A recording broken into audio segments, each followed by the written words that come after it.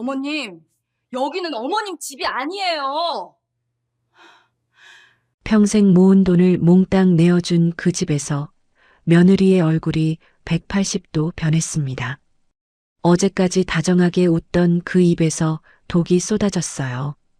아들은 고개를 돌렸습니다. 내 뱃속에서 나온 자식이 모른 척했어요. 그 순간 깨달았습니다. 이건 처음부터 계획된 덫이었다는 걸요. 하지만 그들은 몰랐습니다. 제가 40년간 노량진을 주름잡은 여자라는 걸, 그리고 제 허리춤에 묶인 검은 비닐봉지 안에 무엇이 들었는지도요. 사연 시작 전 구독과 좋아요를 눌러주시면 그곳에 행운이 가득하시기를 바라겠습니다. 안녕하세요. 저는 올해로 73살이 된 김순자라고 합니다. 남편과 함께 노량진 수산시장에서 좌판 하나로 시작해 지금은 냉동창고 3개를 운영하는 도매업계의 큰손이 되었어요. 남부럽지 않게 살아왔습니다. 그런데 제 인생에서 내 핏줄이라고 믿었던 아이에게 이런 끔찍한 일을 당하게 될 줄은 꿈에도 몰랐어요. 기막히고 억장 무너지는 사연, 이제부터 한번 말씀드려 볼까 합니다. 새벽 3시, 알람이 울리기도 전에 눈이 떠졌습니다. 40해가 넘도록 이 시간에 일어났으니 몸이 시계가 된 거죠. 침대 옆 스탠드를 켜고 제 손을 내려다봤어요. 손가락 마디마다 굳은 살이 박여 있고 손톱 밑에는 아무리 씻어도 빠지지 않는 비린내가 스며 있었습니다. 젊은 시절에는 이 냄새가 부끄러웠어요. 목욕탕에 가면 사람들이 슬쩍 자리를 피하곤 했거든요. 하지만 이제는 알아요. 이 냄새가 제 인생이고 제 자부심이라는 걸요. 이 손으로 생선 배를 갈랐고 얼음 박스를 날랐고 남편 없이 아들을 키웠습니다. 노량진 수산시장 새벽은 전쟁터와 다름없었습니다. 트럭들이 줄지어 들어오고 경매사의 목소리가 시장 전체를 쩌렁쩌렁 울렸어요. 저는 장화를 신고 냉동창고 3곳을 돌며 재고를 점검했습니다. 25해 전에 좌판 하나로 시작했는데 지금은 이 시장에서 저를 모르면 간첩 소리를 듣습니다. 김순자, 노량진의 여제라고 부르는 사람도 있어요. 좀 오글거리는 별명이지만 싫지는 않았습니다. 냉동창고 문을 열자 직원 2명이 구석에서 담배를 피우고 있었어요. 제가 들어서자 황급히 담배를 등 뒤로 숨기더군요. 이미 연기가 자욱한데 뭘 숨긴다고 숨겨지나요? 야, 이 사람들아. 담배 피울 거면 밖에서 펴. 생선의 냄새 배면 어쩔 거야. 목소리가 낮고 단호했습니다. 덩치 좋은 남자 직원들이 고개를 푹 숙이며 밖으로 나갔어요. 저는 장부를 펼쳐 숫자를 하나하나 짚어봤습니다. 글은 서툴러도 숫자만큼은 귀신같이 기억하는 게 제 장기였죠. 어음 한 장 잘못 보면 전 재산을 날리는 게 이 바닥이니까요. 한때는 사채업자들한테 멱살 잡히고 쫓겨다니던 시절도 있었어요. 그래서 배웠습니다. 돈 앞에서는 정신 바짝 차려야 한다는 걸요. 점검을 마치고 단골 국밥집에 들어섰습니다. 허름한 가게지만 국물이 진하고 주인 할머니 손맛이 좋아요. 뜨거운 국밥 한 그릇을 앞에 놓고 후후 불며 먹는데 옆자리에 앉은 상인이 말을 걸었어요. 순자 형님, 아들이랑 합가한다며? 강남 아파트로 간다고? 부러움 반, 걱정 반 섞인 목소리였습니다. 저는 국물을 한 숟갈 떠먹으며 대답했어요. 응. 영민이가 하도 조르길래. 이제 나도 좀 쉬어야지. 좋겠다. 우리 아들은 용돈도 안 줘. 상인이 혀를 차며 부러워했습니다. 저도 웃었지만 속으로는 뭔가 찜찜한 기분이 가시지 않았어요. 설명하기 어려운 불안감이랄까요? 아들이 효도하겠다는데 왜 마음 한구석이 편치 않은지 스스로도 알 수 없었습니다. 오후 2시쯤이었어요. 시장 입구에 검은색 벤츠가 멈춰 섰습니다. 번쩍번쩍 윤이 나는 외제차가 생선 비린내 가득한 시장 입구에 서 있으니 어울리지 않았어요. 지나가던 상인들이 고개를 돌려 쳐다봤습니다. 차에서 내린 건 제 아들 영민이었어요. 42살, 제가 생선 비린내 풍기며 번 돈으로 유학까지 보냈습니다. 비싼 양복을 빳빳하게 차려입고 구두는 반짝반짝 윤이 났어요. 머리도 깔끔하게 빗어 넘겼더군요. 그런데 시장 안으로 들어서자마자 손수건을 꺼내 코를 막더군요. 눈살을 찌푸리는 것도 봤어요. 가슴이 찔끔했습니다. 저 아이가 어릴 때는 생선 상자 옆에서 숙제하던 아이였는데 언제부터 이 냄새를 그렇게 싫어하게 됐을까요? 영민이가 제 사무실로 들어왔습니다. 좁은 사무실에는 장부와 서류가 쌓여 있었고 벽에는 수산물 시세표가 빼곡히 붙어 있었어요. 아들은 주변을 둘러보더니 의자에 앉기 전에 손수건으로 의자를 한번 털었습니다. 살짝 인상을 쓰는 것도 놓치지 않았어요. 그 모습을 보는데 서운함이 밀려왔습니다. 하지만 내색하지 않았어요. 자식 앞에서 약한 모습 보이기 싫었거든요. 어머니, 영민이가 갑자기 바닥에 무릎을 꿇었습니다. 저는 놀라서 벌떡 일어섰어요. 야, 이게 무슨 짓이야? 일어나. 어머니, 이제 그만 고생하세요. 저랑 같이 사세요.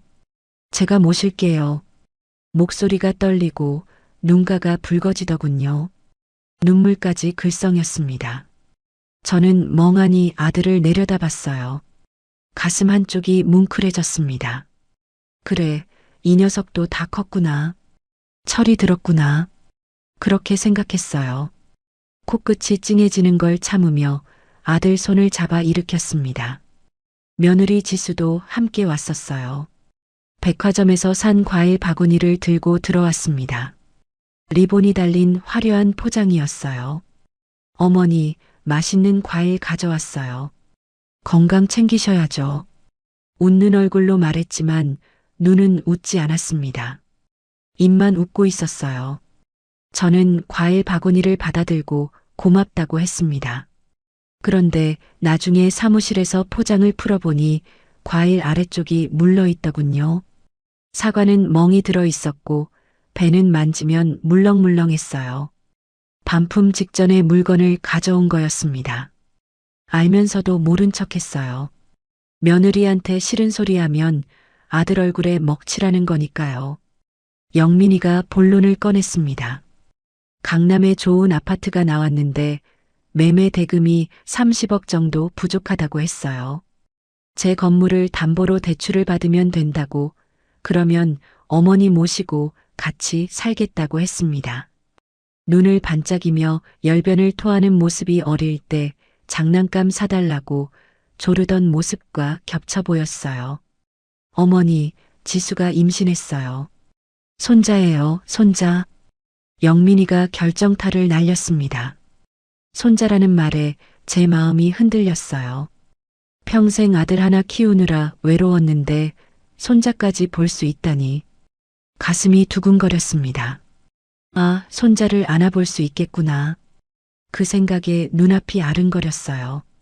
그때 문이 열리고 정 대리가 들어왔습니다.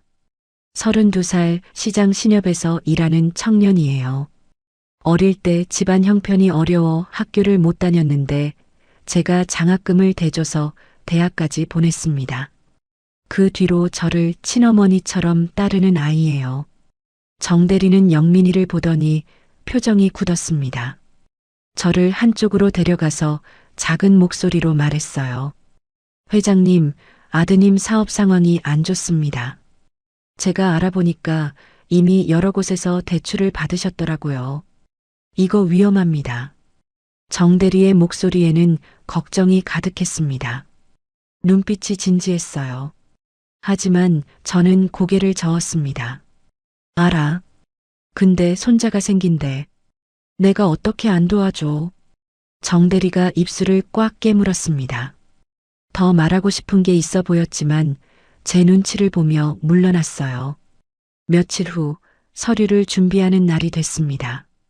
저는 늘 허리춤에 차고 다니는 꼬질꼬질한 검은 비닐봉지를 꺼냈어요. 영민이가 그걸 보더니 얼굴을 찡그렸습니다. 아우, 엄마. 제발 그 더러운 봉지 좀 버려요. 냄새나잖아요. 질색하는 표정이었어요. 저는 대꾸하지 않고 봉지에서 낡은 인감도장을 꺼냈습니다. 그리고 아들에게 서류 한 장을 내밀었어요. 이거 신협에서 대출 보증 때문에 쓰는 형식적인 서류야. 여기 지장 찍어. 사실은 거짓말이었습니다. 그 서류는 효도 계약 불이행 시 즉시 소유권 이전 가등기 실행 및 채무 전액 상환 각서였어요. 제가 시장 바닥에서 어엉깡으로 잔뼈가 굵은 사람인 거 아들은 까맣게 모르고 있었습니다. 저를 그저 글도 잘 모르는 늙은 어머니로만 알았던 거죠. 영민이는 서류를 읽지도 않았습니다. 한 글자도 안 봤어요. 아유, 엄마 믿죠. 빨리 짐 싸요. 1초 만에 지장을 찍어버렸습니다. 그 모습을 보는데 씁쓸했어요. 어머니가 주는 서류를 읽어보지도 않다니. 믿는 건지 무시하는 건지. 아마 후자겠죠. 어차피 늙은 엄마가 뭘 알겠냐는 거잖아요. 며느리 지수가 제 짐을 정리하다가 옷가지를 보더니 말했습니다. 어머니, 이 옷들은 버리고 오셔야 해요. 냄새가 섬유에 박혔어요. 그러면서 쓰레기 봉투를 건넸습니다. 웃는 얼굴이었지만 그 속에 담긴 뜻은 분명했어요. 당신은 더럽다, 냄새난다. 그러니까 새로 사 입어라. 속이 부글부글 끓었지만 참았습니다. 합가하면 달라지겠지. 정이 들면 나아지겠지. 스스로를 다독였어요. 이사 날짜를 잡으며 아들 부부가 눈빛을 교환하는 걸 봤습니다. 입꼬리가 살짝 올라가고 고개를 살짝 끄덕이는 모습이요. 마치 성공했어 라고 말하는 것 같았어요. 그 순간 등줄기가 서늘해졌습니다. 뭔가 잘못된 것 같은 느낌 하지만 확신할 수 없는 불안함이 스멀스멀 기어올랐어요. 그날 밤 잠자리에 누워서도 잠이 오지 않았습니다. 천장을 멍하니 바라보다가 남편 사진을 꺼내 들었어요. 사진 속 남편은 젊고 건강했습니다. 우리가 막 결혼했을 때 시장에서 같이 생선을 팔던 시절이었죠. 남편이 일찍 세상을 떠나고 혼자서 아이를 키웠어요. 비 오는 날도 눈 오는 날도 새벽 시장에 나가야 했습니다. 어린 영민이를 생선 상자 옆에 재우고 일했던 기억이 떠올랐어요. 영감, 영민이가 효도한다는데 왜 이렇게 마음이 안 놓일까? 속삭이듯 물었지만 대답은 없었습니다. 손에 쥔 검은 비닐봉지를 만지작거렸어요. 이 봉지 안에 든 서류가 보험이 되어줄 거라고, 설마 내 자식이 나를 버리겠냐고 반쯤은 믿으면서도 반쯤은 대비하는 제 자신이 한심했습니다. 자식을 의심하는 어미가 어디 있어요. 그런데 왜 이 봉지를 놓을 수가 없는 걸까요? 창밖으로 새벽이 밝아오고 있었어요. 내일이면 30년 살던 이 집을 떠납니다. 강남 아파트로, 아들 곁으로. 설레어야 할 텐데 가슴 한구석이 자꾸 쓰렸습니다. 40에 넘게 새벽 3시에 일어나던 몸이 오늘따라 유독 무겁게 느껴졌어요. 어디선가 시장 트럭이 지나가는 소리가 들렸습니다. 익숙한 그 소리인데 이제는 더 이상 이 소리도 듣지 못하게 되는구나 싶으니 괜스레 코끝이 찡하고 시큰해졌어요. 이사 당일 아침 저는 30년 살던 집을 마지막으로 둘러봤습니다. 남편과 함께 처음 이 집에 들어왔을 때가 엊그제 같은데 벌써 그 세월이 흘렀더군요. 벽에 걸린 남편 영정 사진을 조심스럽게 내려 캐리어에 넣었습니다. 영감, 나 이제 아들 집으로 가요. 손자도 볼 수 있대요. 속으로 인사를 건네는데 코끝이 찡했어요. 짐은 캐리어 2개가 전부였습니다. 며느리 지수가 옷은 다 버리고 오라고 했으니까요. 평생 모은 살림살이를 정리하고 나니 남는 게 별로 없더군요. 그래도 검은 비닐봉지만은 꼭 챙겼습니다. 허리춤에 단단히 묶고 외투로 가렸어요. 아들이 서명한 그 서류가 들어있으니까요. 오후 2시쯤 택시를 타고 강남 아파트에 도착했습니다. 번쩍번쩍한 로비에 들어서니 경비원이 저를 위아래로 훑어보더군요. 낡은 외투에 꼬질꼬질한 캐리어를 끌고 있으니 어울리지 않는다고 생각했나 봅니다. 어디 가세요? 하고 퉁명스럽게 묻길래 1, 2, 0, 6호 간다고 했더니 그제야 고개를 끄덕였어요. 엘리베이터를 타고 12층에서 내렸습니다. 복도가 호텔처럼 깨끗하고 조용했어요. 바닥에는 카펫이 깔려 있었고 은은한 조명이 켜져 있었습니다. 1206호 앞에 서서 초인종을 눌렀습니다. 심장이 두근거렸어요. 드디어 아들과 함께 사는구나. 손자도 곧 볼 수 있겠구나. 그런 설렘이 있었습니다. 그런데 문이 열리자마자 분위기가 이상했습니다. 며느리 지수가 문 앞을 떡하니 가로막고 서 있었거든요. 3주 전에 눈물까지 흘리며 같이 살자고 하던 그 사람 맞나 싶을 정도로 표정이 싸늘했습니다. 어머님, 여기가 어디라고 마음대로 들어와요? 지수가 팔짱을 낀 채 차갑게 내뱉었습니다. 저는 귀를 의심했어요. 뭐라고요? 되물으려는데 목소리가 나오지 않았습니다. 오늘 이사 오기로 한 날 아니니? 문 좀 열어다오. 제가 간신히 입을 열었습니다. 목소리가 떨렸어요. 여기는 제 집인데요. 허락도 없이 왜 시어머니가 멋대로 쳐들어와요? 지수가 눈을 가늘게 뜨고 저를 내려다봤습니다. 그 눈빛이 섬뜩했어요. 불과 3주 전에 제 손을 꼭 잡고 친정 엄마처럼 모시겠다던 사람의 눈이 아니었습니다. 마치 처음 보는 불청객을 대하듯 냉담했어요. 그때 안쪽에서 아들 영민이가 쭈뼛거리며 나왔습니다. 제 눈치를 보다가 아내를 힐끗 쳐다봤어요. 그 모습이 어찌나 비굴해 보이던지 가슴이 철렁 내려앉았습니다.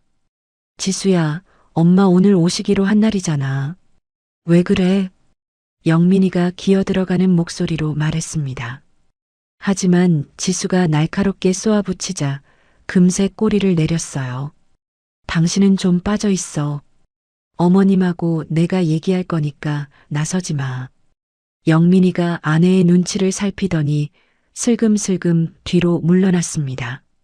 제 아들이 저렇게 찌질한 놈이었나 싶어 한숨이 절로 나왔어요.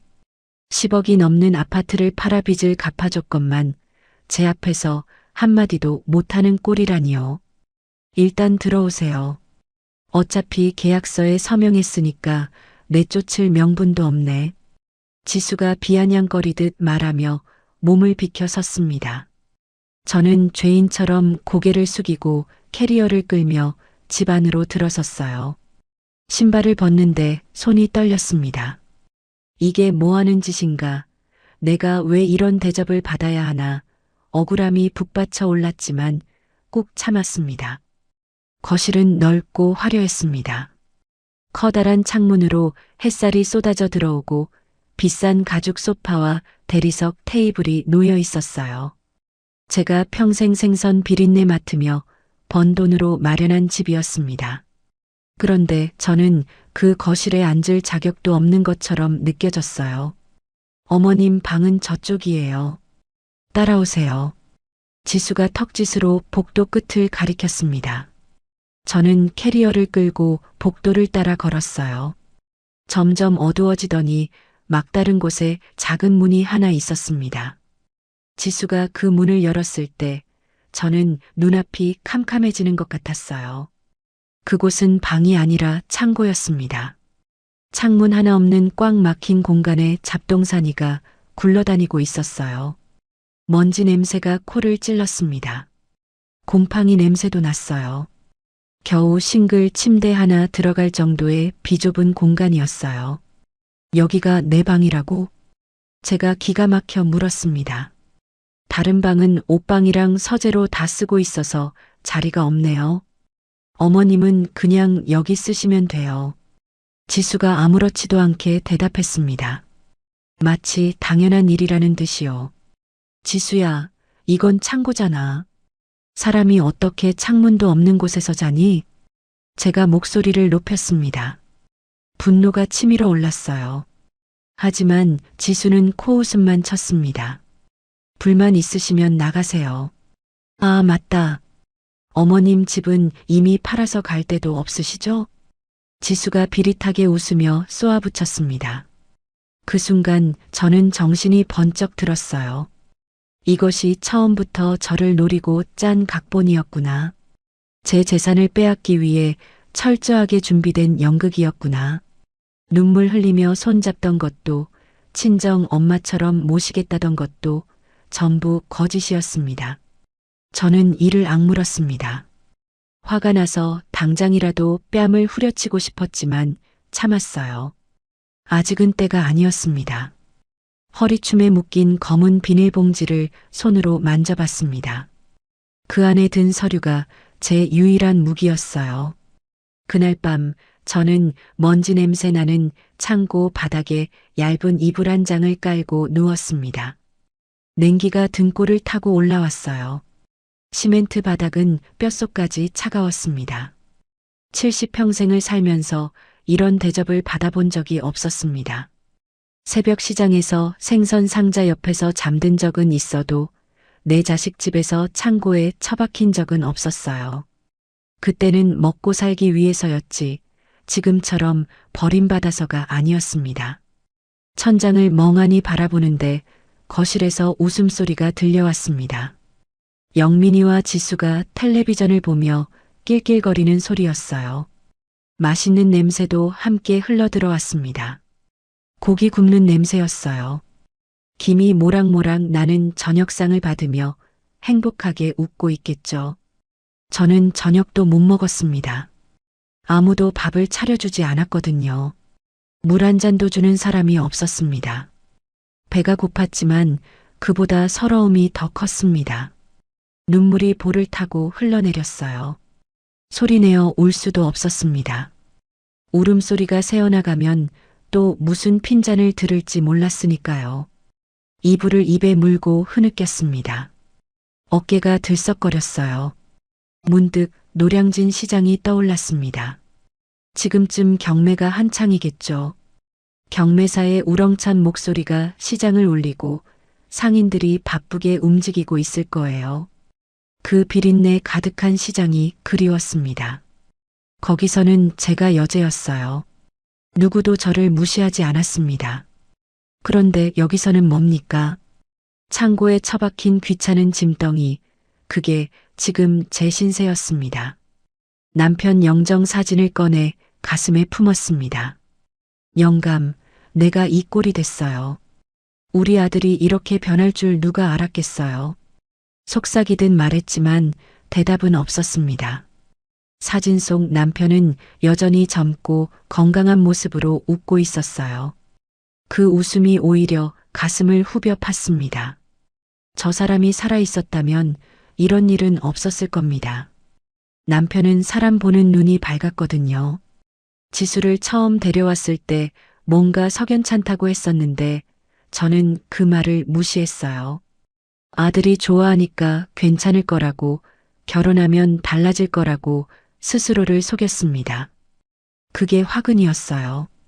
새벽녘이 되어서야 겨우 눈을 붙였습니다. 꿈속에서도 지수의 차가운 눈빛이 떠올랐어요. 잠결에 몸을 뒤척이다가 딱딱한 바닥에 어깨를 부딪혔습니다. 여기가 어디지 하고 눈을 떴을 때 캄캄한 창고 천장이 보였어요. 꿈이 아니었습니다. 아침이 되자 복도에서 지수의 발소리가 들렸습니다. 문이 벌컥 열리더니 플라스틱 그릇 하나가 바닥에 툭 놓였어요. 어머님, 아침이에요. 드세요. 그리고 문이 다시 닫혔습니다. 저는 그릇을 들여다봤어요. 시들어 빠진 상추 몇 장과 말라 비틀어진 찬밥, 쉰내가 풍기는 김치 쪼가리가 전부였습니다. 개밥도 이것보다는 나을 거예요. 숟가락을 들었다가 다시 내려놓았습니다. 분해서 목구멍으로 넘어가지 않았어요. 하지만 먹어야 했습니다. 살아남아야 했으니까요. 복수를 하려면 우선 버텨야 했습니다. 저는 이를 악물고 찬밥을 입에 넣었습니다. 눈물이 밥에 떨어졌어요. 이 치욕을 반드시 갚아주겠다. 속으로 다짐하며 한 숟갈 한 숟갈 삼켰습니다. 밥알이 목에 걸려 넘어가지 않았지만 억지로 삼켰어요. 살아남아야 했으니까요. 밥을 다 먹고 빈 그릇을 문 앞에 놓았습니다. 아무도 치우러 오지 않았어요. 저는 창고 구석에 쪼그리고 앉아 무릎을 끌어안았습니다. 어둡고 답답한 공간이 마치 감옥 같았어요. 아니, 감옥보다 못했습니다. 감옥에서는 최소한 하루 세 끼는 주잖아요. 허리춤에 검은 비닐봉지를 꺼내 무릎 위에 올려놓았습니다. 봉지 안에서 서류를 꺼내 다시 한번 읽어봤어요. 효도계약 불이행 시 즉시 소유권 이전 가등기 실행 및 채무 전액 상환 각서. 영민이가 읽지도 않고 지장을 찍었던 바로 그 서류였습니다. 이 종이 한 장이 제 유일한 무기였어요. 아직은 때가 아니었습니다. 더 참아야 했어요. 증거를 모아야 했습니다. 저들이 저한테 한 짓을 하나하나 기록해 두어야 했어요. 그래야 나중에 되갚아줄 수 있으니까요. 저는 서류를 다시 봉지에 넣고 허리춤에 단단히 묶었습니다. 그리고 창고 벽에 등을 기대고 눈을 감았어요. 복수, 그 두 글자가 머릿속에서 불꽃처럼 타올랐습니다. 반드시 이 치욕을 갚아주겠다. 두고 보자, 지수야. 너한테 당한 만큼 반드시 되돌려주마. 그 다짐만이 저를 버티게 해주었습니다. 창고방에서의 생활이 일주일째 접어들었습니다. 하루하루가 지옥이었어요. 지수는 하루에 딱 한 번 마치 사육사가 동물에게 먹이를 주듯 문을 열었습니다. 플라스틱 그릇을 바닥에 툭 밀어넣고는 아무 말 없이 문을 닫았어요. 그릇 안에는 늘 똑같은 것이 담겨 있었습니다. 시들어 빠진 상추 몇 장, 말라 비틀어진 찬밥, 쉰내가 풀풀 나는 김치 쪼가리가 전부였어요. 어느 날 저녁 거실에서 고기 굽는 냄새가 진하게 흘러들어왔습니다. 지글지글 기름 튀는 소리와 함께 영민이와 지수의 웃음소리가 들렸어요. 저는 이틀째 제대로 된 음식을 먹지 못한 상태였습니다. 배에서 꼬르륵 소리가 났어요. 참다 못해 창고 문을 두드렸습니다. 지수야, 나 밥 좀 줄 수 없니? 배가 너무 고파서 그래. 문 밖에서 지수의 한숨소리가 들렸습니다. 문이 벌컥 열리더니 지수가 인상을 잔뜩 찌푸린 채 서 있었어요. 어머님, 아까 아침에 드렸잖아요. 노인네가 많이 먹으면 소화도 안 되고 몸에 안 좋아요. 그게 밥이니? 걔도 안 먹을 걸 주고서는. 제가 억울해서 한마디 했더니 지수의 눈빛이 싸늘하게 변했습니다. 입꼬리가 비틀어지더니 코웃음을 쳤어요. 불만 있으시면 나가세요. 아, 맞다. 갈 데가 없으시죠? 똑같은 말이었습니다. 그 말을 들을 때마다 가슴에 못이 박히는 것 같았어요. 지수는 문을 쾅 닫아버렸고 저는 차가운 바닥에 주저앉아 한참을 울었습니다. 그날부터 저는 기록을 시작했습니다. 짐을 정리하다가 찾아낸 낡은 탁상 달력이 있었거든요. 거기에 빨간 펜으로 X자를 그었어요. 밥을 굶긴 날을 표시하는 저만의 기록이었습니다. 일주일 사이에 벌써 X자가 4개나 찍혀 있었어요. 이 달력이 나중에 증거가 될 거라고 생각했습니다. 며칠 뒤 지수가 친구와 통화하는 소리가 얇은 문을 뚫고 들려왔습니다. 저는 귀를 바짝 세우고 들었어요. 응, 그래. 나 어제 백화점 가서 명품 가방 질렀잖아. 300만 원짜리 신상인데 역시 비싼 게 다르더라. 지수가 신이 나서 떠들어댔습니다. 제 노후 자금이자 병원비로 쓰라고 준 1억 원이었어요. 그 돈으로 명품 가방을 사다니 주먹을 꽉 쥐었습니다. 손톱이 손바닥에 파고들었어요. 그리고 다음 달에 유럽 여행 가기로 했어. 파리 갔다가 밀라노 찍고 올 거야. 완전 설레지 않니? 저는 이를 악물었습니다. 분노가 치밀어 올랐지만 어쩔 수가 없었어요. 증거가 없었습니다. 제 말만으로는 아무도 믿어주지 않을 거예요. 녹음이라도 할 수 있다면 좋을 텐데 휴대폰은 이사 오기 전에 해지해 버렸거든요. 지수가 어차피 집 전화 쓰면 된다고 해서요. 그것도 다 계획이었던 겁니다. 그렇게 2주일이 더 흘렀습니다. 몸무게가 눈에 띄게 줄었어요. 예전에 입던 바지가 헐렁해져서 허리띠를 2칸이나 졸라매야 했습니다. 거울이 없어서 제 얼굴을 볼 수 없었지만 손으로 만져보면 광대뼈가 툭 튀어나온 게 느껴졌어요. 이러다가 정말 죽겠구나 싶었습니다. 영민이는 그동안 단 한 번도 창고 방문을 열어보지 않았습니다. 출퇴근할 때 복도를 지나가는 발소리는 들렸지만 멈춰 서는 법이 없었어요. 제 아들이 저렇게 무정한 놈이었나 싶어 가슴이 미어졌습니다. 지수에게 기가 죽어 꼼짝도 못하는 걸 보면 불쌍하기도 했어요. 하지만 저를 이 지경으로 만든 공범인 건 분명했습니다. 어느 날 오후 현관 초인종 소리가 울렸어요. 저는 창고 문에 귀를 바짝 대고 들었습니다. 누구세요? 지수가 인터폰에 대고 물었습니다. 지수 씨, 나야. 수아. 그 목소리를 듣는 순간 심장이 쿵 뛰었습니다. 수아, 제 40년 지기 단짝 친구였어요. 노량진 시장에서 함께 장사하며 희로애락을 나눈 사람이었습니다. 제가 합가한다고 했을 때 걱정스러운 눈빛으로 바라보던 수아의 얼굴이 떠올랐어요. 지수가 사색이 되어 창고 방으로 뛰어왔습니다. 문을 벌컥 열더니 제 귀에 대고 낮게 속삭였어요. 어머님, 지금 친구분 오셨거든요. 절대 헛소리 하시면 안 돼요. 입 한번 잘못 놀리면 밥이고 뭐고 아예 안 줄 거예요. 지수의 눈빛이 칼날처럼 날카로웠습니다. 저는 힘없이 고개를 끄덕였어요. 지수가 현관으로 달려가 문을 열었습니다. 그러자 목소리가 180도 달라지더군요. 어머, 수아 이모님. 어쩐 일이세요? 연락도 없이.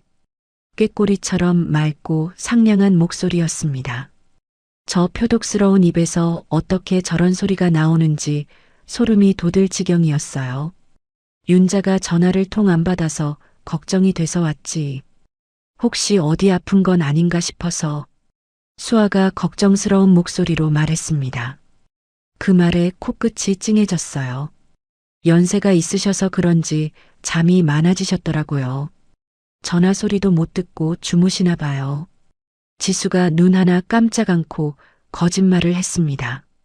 능청스럽기가 뱀 같았어요. 그래도 얼굴은 보고 가야지. 잠깐 보자. 수아가 물러서지 않고 말했습니다. 지수가 어쩔 수 없다는 듯 저를 데리러 왔어요. 창고방에서 나와 거실로 향하는데 다리가 후들거렸습니다. 2주일 넘게 제대로 못 먹었더니 기운이 하나도 없었거든요. 거실로 나가자 수아가 저를 보고 깜짝 놀랐습니다. 신발도 제대로 벗지 않고 달려와 제 손을 덥석 잡았어요. 윤자야, 세상에. 너 얼굴이 왜 이렇게 반쪽이 됐어? 어디 많이 아팠던 거야? 수아의 눈가에 눈물이 그렁그렁 맺혔습니다. 그 따뜻한 손길에 저도 울컥했어요. 하지만 내색할 수 없었습니다. 지수가 옆에서 눈을 번득이며 지켜보고 있었으니까요. 어머님이 얼마 전에 독감을 심하게 앓으셨거든요. 입맛이 없으셔서 식사를 잘 못하셨어요. 제가 정성껏 간호했는데도 회복이 좀 더디시네요. 지수가 재빠르게 끼어들었습니다. 거짓말도 참 기가 막히게 하더군요. 지수 씨, 제가 맛있는 차 좀 내올게요. 편하게 앉아 계세요. 지수가 주방으로 향했습니다. 그 틈을 타 수아가 소파에 앉은 제 옆으로 바짝 다가왔어요. 그러더니 가방에서 재빠르게 무언가를 꺼내 제 손에 쥐어주었습니다. 윤자야, 이거 아무도 모르게 잘 숨겨. 충전기도 같이 넣었어. 수아가 귀에 대고 속삭였습니다. 저는 손안에 든 것을 만져봤어요. 작고 납작한 감촉, 휴대폰이었습니다. 심장이 두근거렸어요. 얼른 외투 안쪽 주머니에 밀어 넣었습니다. 녹음 기능 알지? 버튼 누르면 바로 녹음돼.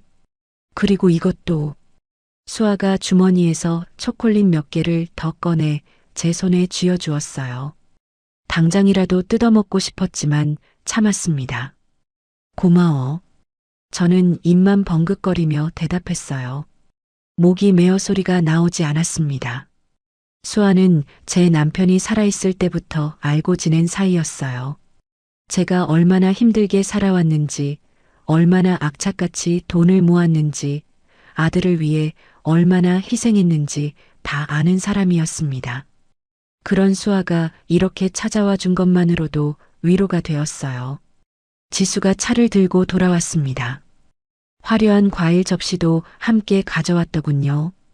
제가 있을 때는 시든 상추만 주더니 손님 앞에서는 생색을 내는 거였어요. 이거 백화점에서 산 비싼 수입 과일이에요. 어머님 드리려고 특별히 사다 놨던 건데 이모님도 맛 좀 보세요. 저는 속으로 코웃음을 쳤습니다. 제가 저 과일 한 조각이라도 먹어본 적이 있나요? 하지만 아무 말도 하지 않았어요. 아직은 때가 아니었습니다. 수아가 30분쯤 있다가 자리를 털고 일어났습니다. 제 어깨를 꽉 쥐며 눈빛으로 신호를 보냈어요. 힘내라고 말하는 것 같았습니다. 윤자야, 밥 잘 챙겨 먹고 몸조리 잘해. 또 올게. 수아가 현관으로 향했습니다. 저는 아쉬운 마음을 꾹 누르며 배웅했어요. 현관문이 닫히자마자 지수의 얼굴이 귀신처럼 변했습니다. 싸늘한 눈으로 저를 노려보더니 부엌으로 성큼성큼 걸어갔어요. 물컵에 물을 가득 받아 들고 왔습니다. 어머님, 정신 좀 차리셔야겠어요. 지수가 망설임 없이 제 얼굴에 물을 확 끼얹었습니다. 차가운 물이 얼굴을 때리고 옷을 적셨어요. 너무 갑작스러워 비명도 지르지 못했습니다. 모멸감에 온몸이 부들부들 떨렸어요. 하지만 저는 본능적으로 주머니 속 휴대폰의 녹음 버튼을 눌렀습니다. 수아가 미리 알려준 대로였어요. 너 지금 시어머니한테 무슨 짓이니? 제가 물에 젖은 채로 소리쳤습니다. 여기는 제 집이에요. 어머님은 그냥 얹혀 사는 식객이라고요. 주제 파악 좀 하세요. 지수가 비웃으며 쏘아붙였습니다. 그 말이 휴대폰에 선명하게 녹음되고 있었어요. 저는 흠뻑 젖은 옷을 입은 채 창고 방으로 돌아왔습니다. 문을 닫고 나서야 휴대폰을 꺼내 확인했어요. 빨간 불이 반짝이고 있었습니다. 녹음 중 지수의 악마 같은 목소리가 고스란히 담겨 있었습니다. 고맙다, 수아야. 정말 고맙다. 저는 휴대폰을 가슴에 품고 눈물을 흘렸습니다. 어둠 속에서 작은 빛 하나가 켜진 기분이었어요. 이제 무기가 생겼습니다. 복수의 칼날을 갈 준비가 된 거였어요. 젖은 옷을 갈아입고 싶었지만 마른 옷이 별로 없었습니다. 지수가 옷은 다 버리고 오라고 해서 몇 벌 못 가져왔거든요. 그나마 있는 것도 빨래를 못해서 냄새가 났어요. 저는 젖은 옷 위에 마른 외투를 겹겹이 걸치고 바닥에 누웠습니다. 춥고 배고프고 서러웠지만 가슴 속에는 희망의 불씨가 피어올랐어요. 앞으로 지수가 하는 말을 하나도 빠짐없이 전부 녹음할 거였습니다. 밥을 굶긴 날도 빼놓지 않고 계속 기록할 거예요. 증거가 쌓이면 그때 반격할 겁니다. 두고 봐라, 지수야. 내가 나한테 한 짓 한 푼도 빠짐없이 반드시 되갚아주마. 저는 이를 꽉 악물고 굳게 다짐했습니다. 수아에게 휴대폰을 받은 뒤로 저는 지수가 하는 말을 모조리 녹음했습니다. 며느리가 문을 열 때마다 주머니 속에서 녹음 버튼을 눌렀어요. 지수는 제가 휴대폰을 가지고 있는 줄 꿈에도 모르고 온갖 폭언을 쏟아냈습니다. 그 더러운 말들이 하나하나 저장되고 있었죠. 3개월이 흘렀습니다. 탁상 달력의 X 표시는 어느새 30개가 넘었어요. 한 달에 열흘 이상 밥을 굶겼다는 뜻이었습니다. 몸무게는 10kg 넘게 빠졌고 뼈만 앙상하게 남았어요. 거울이 없어서 제 모습을 볼 수 없었지만 손목을 보면 알 수 있었습니다. 시계가 헐렁해져서 돌아갈 지경이었거든요. 창고방의 공기는 늘 축축하고 퀴퀴했습니다. 환기가 안 되니 곰팡이 냄새가 진동했어요. 밤마다 기침이 터져 나왔습니다. 폐에 곰팡이라도 핀 게 아닌가 걱정이 되었어요. 하지만 병원에 가자고 말할 수도 없었습니다. 지수가 허락할 리 없었으니까요. 어느 날 저녁 지수가 승진 파티를 열었습니다. 영민이가 회사에서 부장으로 승진했다면서요. 거실에서 경쾌한 음악이 흘러나오고 샴페인 잔 부딪히는 소리가 들렸어요.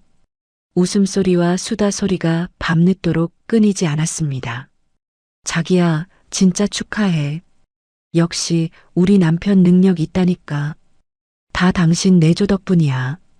당신이 집안일 신경 안 쓰게 해줘서 일에만 집중할 수 있었어. 저는 창고방 구석에 쪼그리고 앉아 그 역겨운 대화를 듣고 있었습니다. 제가 창고에 갇혀 굶주리는 동안 저 인간들은 샴페인을 마시며 축배를 들고 있었어요. 테이블 위에는 김이 모락모락 나는 음식들이 산더미처럼 쌓여 있겠죠. 분노가 치밀어 올랐지만 참았습니다. 아직은 때가 아니었으니까요. 그날 밤 지수는 밥을 주지 않았습니다. 파티 준비하느라 바쁘다면서요. 다음 날도 그 다음 날도 마찬가지였어요. 저는 극심한 배고픔에 시달렸습니다. 수아가 몰래 넣어준 초콜릿도 진작 다 먹어버렸거든요. 사흘째 되는 날 밤 몸이 이상해지기 시작했습니다. 열이 펄펄 끓어 정신이 오락가락했어요. 이마를 만져보니 불덩이처럼 뜨거웠습니다. 온몸에 힘이 빠지고 식은땀이 줄줄 흘렀어요. 지수야, 문 좀 열어다오. 나 좀 살려다오. 저는 쉰 목소리로 문을 긁으며 애원했습니다. 하지만 밖에서는 텔레비전 소리만 들렸어요. 아무런 대답이 없었습니다. 저는 결국 바닥에 맥없이 쓰러지고 말았어요. 차가운 시멘트 바닥이 뺨에 닿았습니다.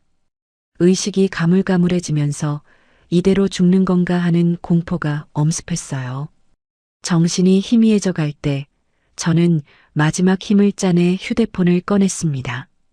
떨리는 손가락으로 관리사무소 번호를 눌렀어요. 수아가 미리 알려준 번호였습니다. 만약을 대비해서 외워두었거든요. 여보세요, 관리사무소입니다. 여기 1205호인데요. 1206호 창고 쪽에서 이상한 신음소리가 들려요. 확인 좀 해주세요. 저는 최대한 목소리를 바꿔 다른 사람인 척 신고했습니다. 숨이 턱턱 막혔지만 겨우 말을 마쳤어요. 네, 알겠습니다. 지금 바로 가보겠습니다. 전화를 끊고 나서 저는 다시 정신을 잃었습니다.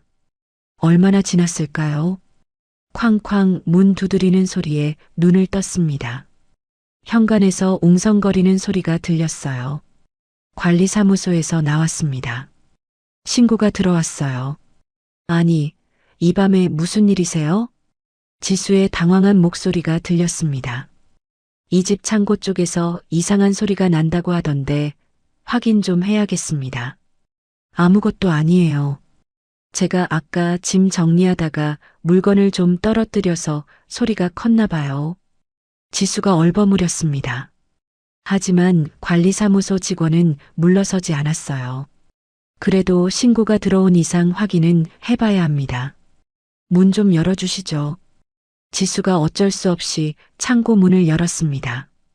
직원이 안을 들여다보더니 기겁을 했어요. 세상에 할머니, 여기 왜 이러고 계세요? 정신 좀 차려보세요. 직원이 저를 흔들며 소리쳤습니다. 저는 간신히 눈을 떴어요. 괜찮아요. 목이 메어 제대로 말이 나오지 않았습니다. 괜찮긴요. 상태가 심각해 보이세요. 구급차 부르겠습니다. 직원이 전화기를 꺼내 들자 지수가 사색이 되어 말렸습니다. 아니에요. 제가 모시고 갈게요. 제 시어머니예요. 제가 차로 금방 병원 모시고 갈 테니까 걱정 마세요. 지수가 황급히 직원을 가로막았어요. 얼굴이 새하얗게 질려 있었습니다. 결국 저는 그날 밤 지수의 차에 실려 응급실에 다녀왔어요. 병원에서 의사가 심각한 표정으로 말했습니다. 영양실조에 탈수 증세까지 있으시네요. 보호자분, 어르신 식사는 제대로 챙겨드렸어요? 지수가 눈 하나 깜짝 않고 대답했습니다. 네, 물론이죠. 어머니가 원래 입맛이 없으셔서 식사를 거부하셔요. 치매 초기 증상이 있으셔서 그래요. 새빨간 거짓말이었습니다. 하지만 저는 반박할 기운도 없었어요. 링거를 맞고 나니 그제야 조금 정신이 돌아왔습니다. 집으로 돌아오는 차 안에서 지수가 낮게 으르렁거렸습니다. 어머님, 오늘 일 때문에 저 얼마나 창피했는지 아세요? 다신 이런 짓 하시면 안 돼요. 알겠죠? 저는 대답하지 않고 창밖만 바라봤습니다. 가로등 불빛이 스쳐 지나갔어요. 속으로는 쾌재를 불렀습니다. 제 계획대로 관리사무소 업무 일지에는 기록이 남았을 겁니다. 1206호 창고에서 노인이 쓰러져 있었음. 이 한 줄의 기록이 훗날 결정적인 증거가 될 거였어요. 집에 도착하자 지수는 저를 창고 방에 밀어넣고 문을 쾅 닫았습니다. 자물쇠 채우는 소리가 들렸어요. 예전에는 없던 자물쇠였습니다. 이제 밖에서 문을 잠가버리는 거였어요. 완전히 감금당한 거나 마찬가지였습니다. 하지만 저는 두렵지 않았어요. 오히려 증거가 하나 더 쌓였다고 생각했습니다. 며칠 뒤 지수가 누군가와 통화하는 소리가 들렸습니다. 저는 얼른 녹음 버튼을 눌렀어요. 응, 맞아. 1억 거의 다 썼지. 쇼핑 좀 하고 여행 몇 번 갔더니 남은 게 별로 없네. 지수가 친구와 깔깔거리며 통화하고 있었습니다. 시어머니? 아휴, 말도 마. 그냥 요양원에 처박으려고. 돈도 다 떨어졌고 밥 챙겨주는 것도 귀찮아 죽겠어. 저는 주먹을 꽉 쥐었습니다. 제 피 같은 돈 1억을 다 탕진하고는 이제 쓸모없으니 버리겠다는 거였어요. 요양원 비용? 국가에서 지원해주는 싼데 알아봤어. 등급 받으면 거의 공짜나 다름없대. 어차피 돈도 없으신데 좋은데 갈 필요 있니? 지수가 비웃듯 말했습니다. 그 말이 선명하게 녹음되고 있었어요. 다음 날 저녁 영민이가 퇴근해서 들어왔습니다. 지수가 심각한 표정으로 영민이를 소파에 앉혔어요. 자기야, 잠깐 앉아봐. 할 얘기 있어. 왜 그래?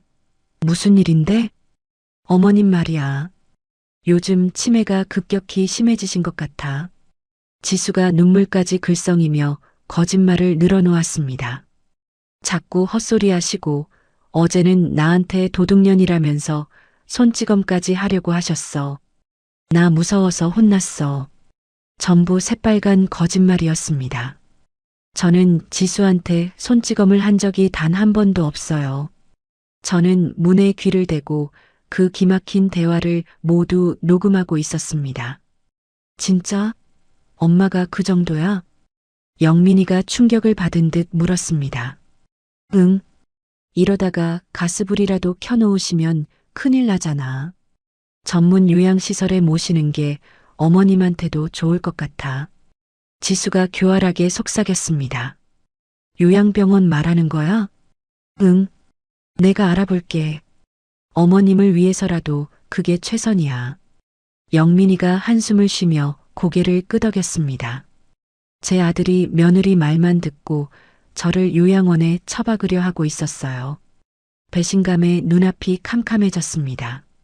하지만 동시에 분노가 끓어올랐어요. 이 녹음 파일 하나면 지수의 거짓말이 다 들통날 겁니다. 사흘 뒤 지수가 요양병원에 전화하는 소리가 들렸습니다. 네, 요양병원 상담 좀 받고 싶어서요. 저희 어머니가 치매 증상이 심하셔서 입원을 고려하고 있습니다.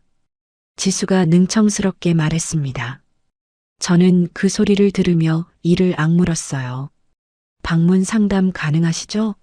이번 주 금요일 오후 2시요. 알겠습니다. 금요일이면 사흘 뒤였습니다. 시간이 없었어요. 저는 휴대폰을 꺼내 수아에게 문자를 보냈습니다. 쟤들이 나 요양원 보내려고 해.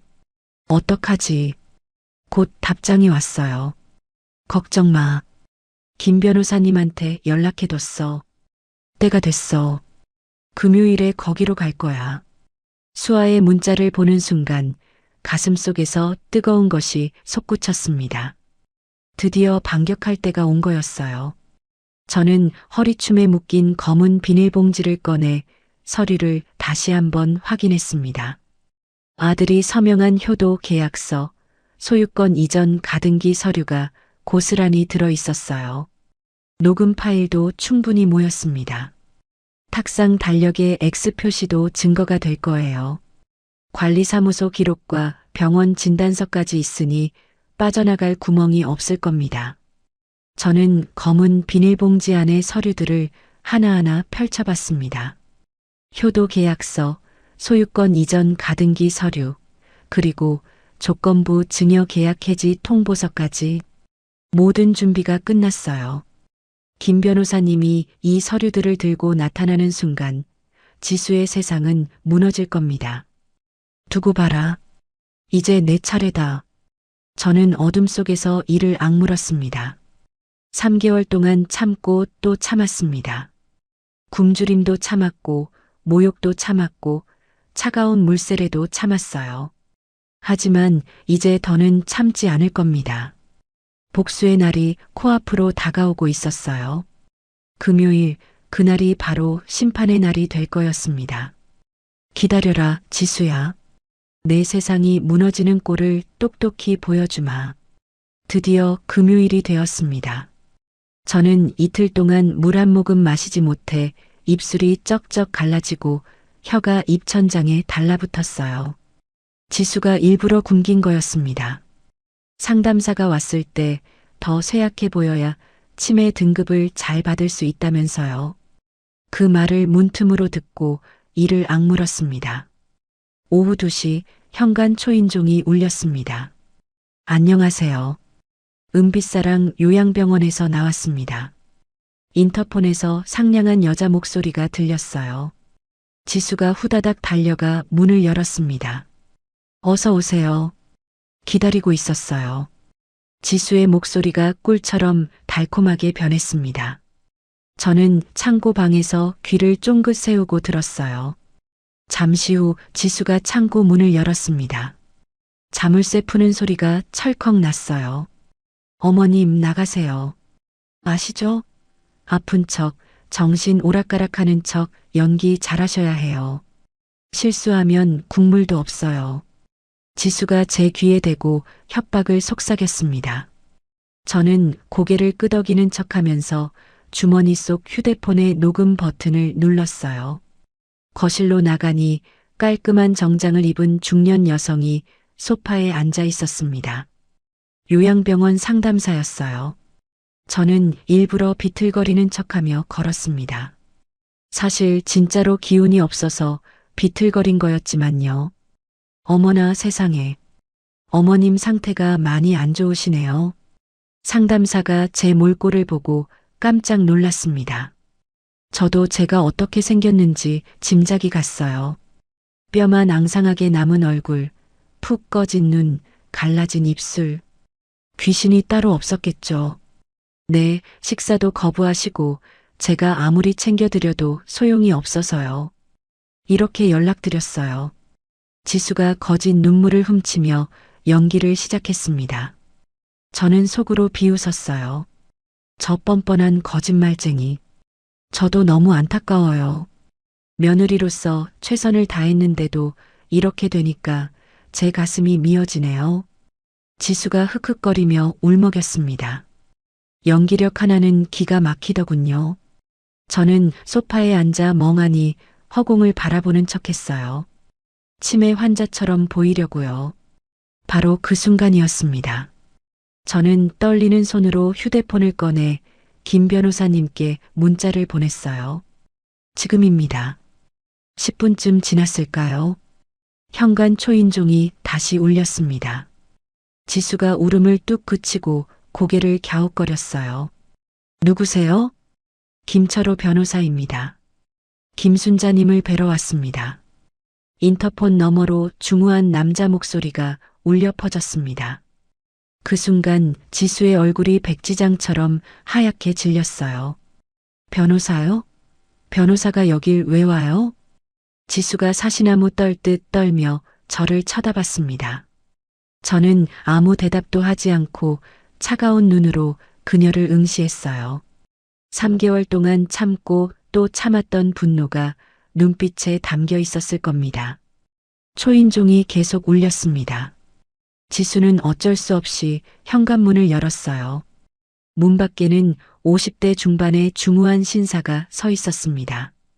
김철호 변호사, 남편이 살아생전 친동생처럼 믿었던 분이었어요. 그 옆에는 수아도 비장한 표정으로 서 있었습니다. 안녕하십니까? 저는 법무법인 정의의 김철호 변호사입니다. 김순자님의 법률 대리인 자격으로 왔습니다. 김 변호사가 명함을 내밀었습니다. 지수가 명함을 받아드는 손이 심하게 떨렸어요. 그때 영민이가 회사에서 연락을 받고 급히 달려왔습니다. 헐레벌떡 현관으로 뛰어들어오더니 숨을 헐떡이며 물었어요. 무슨 일입니까? 변호사라니요? 요양병원 상담사도 심상치 않은 분위기에 자리에서 일어났습니다. 모두의 얼굴이 딱딱하게 굳어졌어요. 저는 그 순간 있는 힘을 다해 천천히 자리에서 일어났습니다.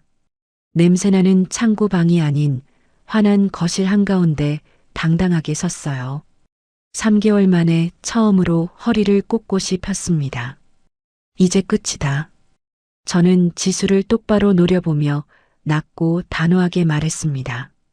제 목소리는 더 이상 떨리지 않았어요.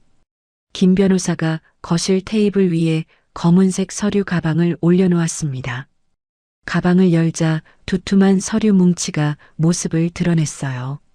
자, 이제 본격적으로 얘기를 시작해 볼까요? 김 변호사가 얼음처럼 차갑고 차분한 목소리로 말했습니다.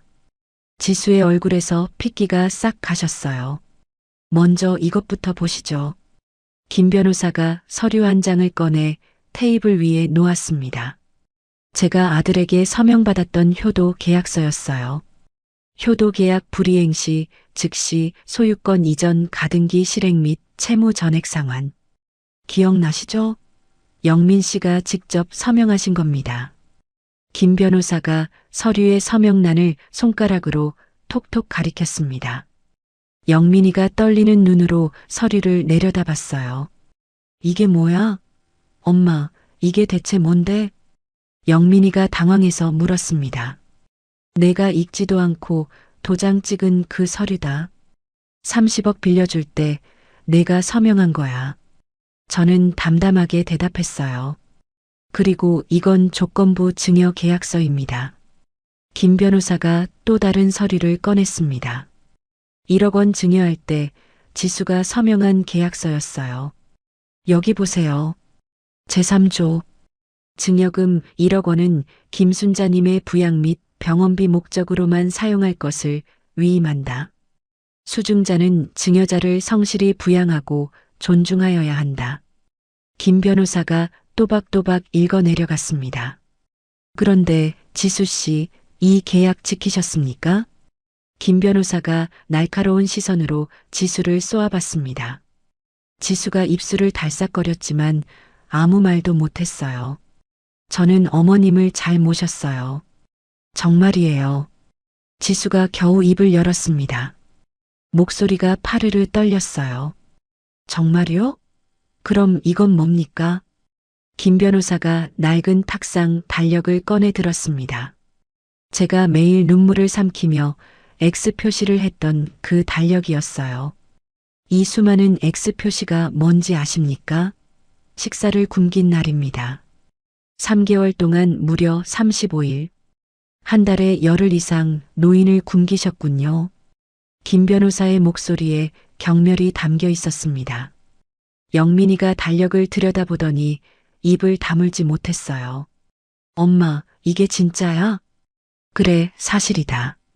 저는 담담하게 고개를 끄덕였습니다. 영민이의 얼굴이 일그러졌어요. 그리고 결정적인 증거가 여기 있습니다. 김 변호사가 제 휴대폰을 건네받아 재생 버튼을 눌렀습니다. 거실에 지수의 목소리가 쩌렁쩌렁 울려 퍼졌어요. 어머님 같은 분은 정신 좀 차리셔야 해요. 이어서 철퍼덕 물 끼얹는 소리가 생생하게 들렸습니다. 여기는 제 집이에요. 어머님은 그냥 얹혀 사는 식객이라고요. 녹음 속 지수의 목소리는 너무나 선명해서 부정할 수가 없었어요. 영민이가 다리에 힘이 풀렸는지 소파에 털썩 주저앉았습니다. 여보, 이게 뭐야? 대체 무슨 소리냐고? 영민이가 배신감에 치를 떨며 지수를 노려봤습니다. 지수는 사색이 되어 말을 잇지 못했어요. 더 있습니다. 관리사무소 신고 기록입니다. 김 변호사가 또 다른 서류를 꺼냈습니다. 10월 15일 1206호 창고에서 노인이 쓰러져 있는 것을 발견. 고열 증상, 응급실 이송 권고했으나 보호자가 완강히 거부. 김 변호사가 기록을 읽어 내려갔습니다. 그리고 이건 병원 진단서입니다. 영양실조, 탈수 증세, 저체온증. 이게 잘 모셨다는 사람의 성적표입니까? 김 변호사가 진단서를 지수 눈앞에 들이밀었습니다. 지수는 고개를 푹 떨구고 바닥만 응시했어요. 요양병원 상담사가 자리에서 벌떡 일어났습니다. 저는 이런 상황인 줄 꿈에도 몰랐습니다. 어르신, 정말 죄송합니다. 상담사가 저를 향해 90도로 고개를 숙였어요. 저는 이만 가보겠습니다. 노인보호 전문기관에 이 사실을 보고하겠습니다. 상담사가 가방을 챙겨 들고 현관으로 향했습니다. 지수가 다급하게 불렀지만 상담사는 뒤도 돌아보지 않고 문을 닫고 나갔어요. 거실에 무거운 침묵이 내려앉았습니다. 지수가 갑자기 바닥에 무릎을 꿇었어요. 어머님, 잘못했어요. 제가 정말 잘못했어요. 제발 용서해 주세요. 지수가 두 손을 비비며 애원했습니다. 하지만 저는 눈 하나 깜짝하지 않았어요. 용서? 3개월 동안 창고에 가둬놓고 굶기고 물 끼얹고 이제 와서 용서를 구해? 저는 차갑게 내뱉었습니다. 지수의 눈에서 눈물이 주르륵 흘러내렸어요.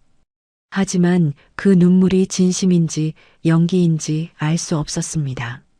자, 이제 본론으로 들어가겠습니다. 김 변호사가 새로운 서류를 꺼냈습니다. 증여금 1억 원은 김순자님의 부양 목적이었습니다.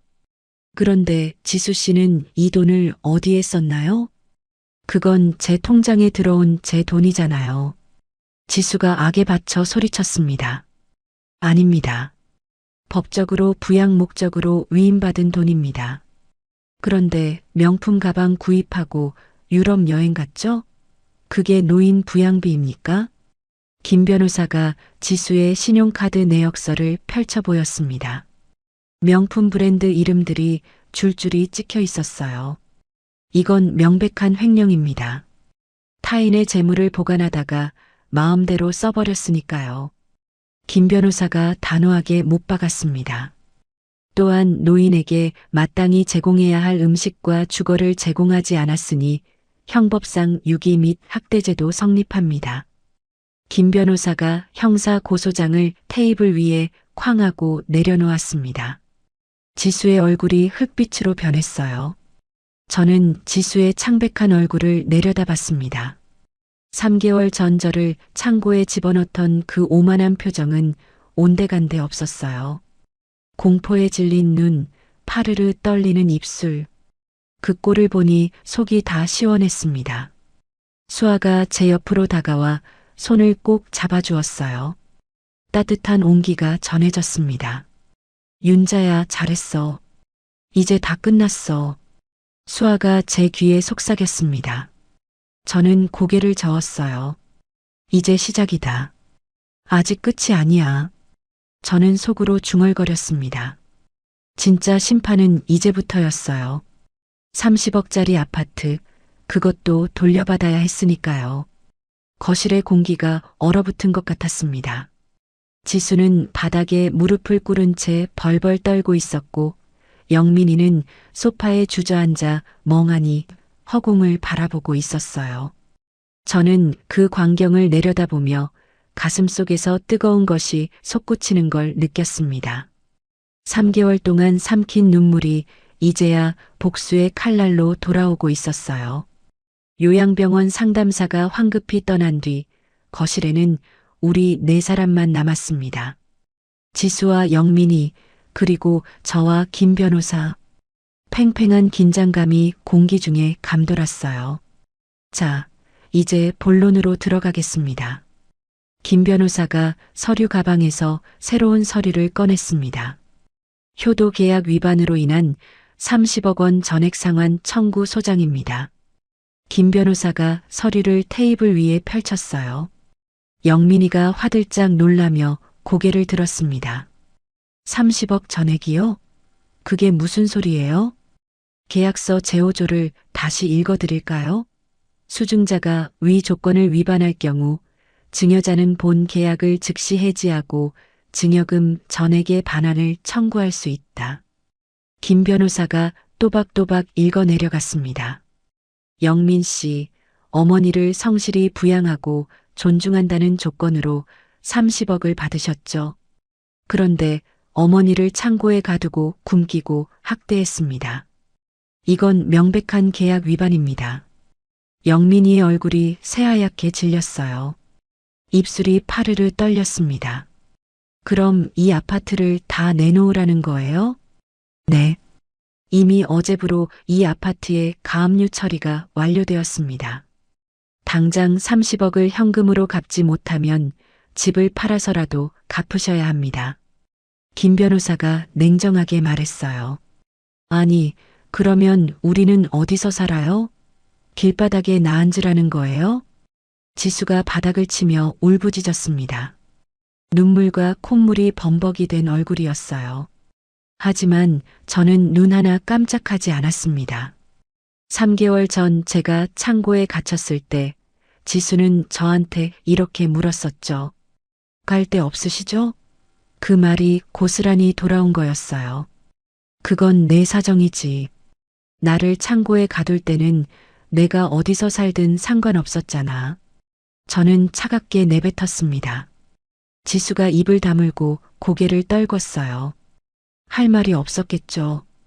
그때 영민이가 갑자기 제 앞에 무릎을 꿇었습니다. 쿵 하는 소리가 거실에 울렸어요. 엄마, 내가 잘못했어.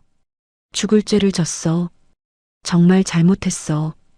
영민이가 어린아이처럼 엉엉 울기 시작했습니다. 코끝이 시큰해졌지만 저는 애써 마음을 굳게 먹었어요. 엄마, 나는 진짜 몰랐어. 지수가 엄마를 잘 모신다고 해서 바보같이 그 말만 믿고 영민이가 제 손을 잡으려 했습니다. 하지만 저는 매몰차게 손을 뒤로 뺐어요. 내가 3개월 동안 단 한 번이라도 창고 문을 열어봤니? 엄마 밥은 먹었냐고 물어본 적 있어? 모른 척한 건 방관이야. 방관도 죄란 말이다. 저는 이를 악물고 말했습니다. 목소리가 떨렸지만 눈물은 흘리지 않았어요. 이 자리에서 약한 모습을 보이고 싶지 않았습니다. 영민이가 고개를 푹 숙였어요. 변명할 말이 없었겠죠. 참고로 두 분께서 피눈물 흘리며 후회하실 게 하나 더 있습니다.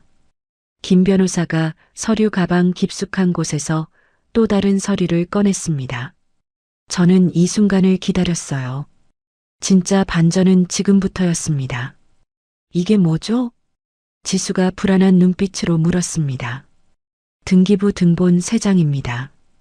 김 변호사가 서류를 펼쳤어요. 지수와 영민이의 눈이 휘둥그레졌습니다. 노량진 수산시장 앞 상가 건물. 시가 50억 원. 소유자 김순자. 김 변호사가 첫 번째 등기부 등본을 읽었습니다. 지수의 얼굴이 굳어졌어요. 마포구 상암동 오피스텔. 시가 30억 원. 소유자 김순자. 두 번째 등본이었어요. 영민이가 믿을 수 없다는 듯 눈을 크게 떴습니다. 그리고 용산구 한남동 다세대 주택. 시가 40억 원. 소유자 김순자. 김 변호사가 3장의 등기부 등본을 테이블 위에 나란히 펼쳐 놓았습니다. 지수의 입이 떡 벌어졌어요. 영민이도 입을 다물지 못하고 서류를 번갈아 쳐다봤습니다. 이게 다 어머님 재산이에요? 네. 합쳐서 약 120억 원 상당입니다. 월 임대 수익만 5천만 원이 넘죠. 김순자님은 노량진 수산시장에서 40년간 도매업을 하시며 이 모든 걸 읽어내셨습니다. 김 변호사가 담담하게 설명했습니다. 저는 그 말을 들으며 남편 생각이 났어요. 우리 둘이 새벽부터 밤까지 일해서 한 푼, 두 푼 모은 돈이었습니다. 비린내에 절어가며 손이 트고 갈라지며 허리가 휘어가며 번 돈이었어요. 지수와 영민이가 서류를 내려다보며 숨도 쉬지 못했습니다. 거실에 무거운 침묵이 내려앉았어요. 1억이 전부가 아니었어요? 지수가 떨리는 입술로 물었습니다. 그 목소리에 후회가 가득 담겨 있었어요. 하지만 이미 늦었습니다. 1억은 시험이었지. 저는 지수를 싸늘하게 내려다보며 말했습니다. 내가 진짜 나를 가족으로 생각하는지, 돈만 보고 달려드는지 알아보려고 한 거야. 남편이 살아생전에 늘 그러셨어. 사람은 돈 앞에서 본색이 드러난다고. 지수가 눈을 질끈 감았어요. 그런데 너는 그 시험에서 아주 처참하게 떨어졌어. 지수의 얼굴이 일그러졌어요. 후회와 분노와 절망이 뒤섞인 표정이었습니다. 빵점짜리 며느리. 아니, 인간 실격이야. 저는 한 글자 한 글자에 힘을 주어 말했습니다. 지수가 바닥에 이마를 찌으며 울부짖었어요. 내 돈 수십억, 수백억이 중요한 게 아니야. 내 남편이 평생 피땀 흘려 일궈낸 그 정성을 너희가 짓밟고 모욕했어. 그 죄는 씻을 수 없다. 저는 멍하니 앉아있는 영민이에게도 차가운 시선을 던졌습니다. 영민이가 고개를 들어 저를 바라봤어요. 그 눈에 후회와 자책이 가득했습니다. 엄마, 나는 정말 몰랐어. 엄마가 이렇게 큰 재산을 갖고 계신 줄. 알았으면 달라졌겠니? 돈이 많으니까 효도하고 돈이 없으니까 창고에 가두고 그게 내 효도야? 저는 쏘아붙였습니다. 영민이가 아무 말도 못하고 고개를 떨궜어요.